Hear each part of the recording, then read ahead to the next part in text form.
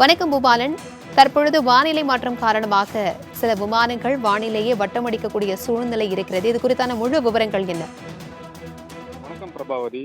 வடகிழக்கு பருவமழை காரணமாக தமிழகத்தில் பல்வேறு பகுதிகளில் கடந்த சில தினங்களாக மழை பெய்து வருகிறது. இந்த நிலையில் தென்கிழக்கு வங்கக்கடலில் கடந்த 22ஆம் தேதி காற்றழுத்த தாழ்வு பகுதி உருவானது. இந்த காற்றழுத்த தாழ்வு பகுதியானது காற்றழுத்த தாழ்வு மண்டலமாக வலுவடைந்தது. இந்த நிலையில் தென்மேற்கு வங்கக்கடல் மற்றும் அதனை ஒட்டியிருக்கும் இந்திய பெருங்கடல் பகுதிகளில் நிலவி வந்த காற்றழுத்த தாழ்வு மண்டலமானது தற்போது காற்றழுத்த தாழ்வு மண்டலமாக உருவாகி இருக்கும் நிலையில் சென்னை மற்றும் சென்னை புறநகர் பகுதிகளில் இன்று காலை 10 மணி முதல் சூறைக்காற்றுடன் பலத்த மழையும் பெய்து வந்து வருகிறது.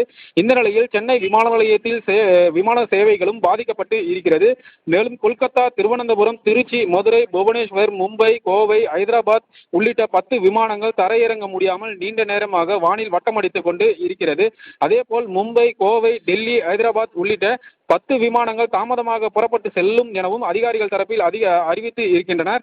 மேலும் மழை சூறைக்காற்று காரணமாக வேகம் குறைந்த பின்பு விமானங்கள் ஒன்றன்பின் ஒன்றாக இயக்கப்படும் என்றும் அதிகாரிகள் தரப்பில் தெரிவித்து இருக்கின்றனர். மேலும் சென்னை மற்றும் சென்னை புறநகர் பகுதிகளில் பெய்து வரும் கனமழையின் காரணமாக பயணிகள் சென்னை விமான நிலையத்திற்கு வருவது தாமதமாகி வருவதாலும் விமானங்கள் தாமதமாக புறப்பட்டு செல்லும் என்றும் அதிகாரிகள் தரப்பில் தெரிவித்து இருப்பதும் குறிப்பிடத்தக்கது.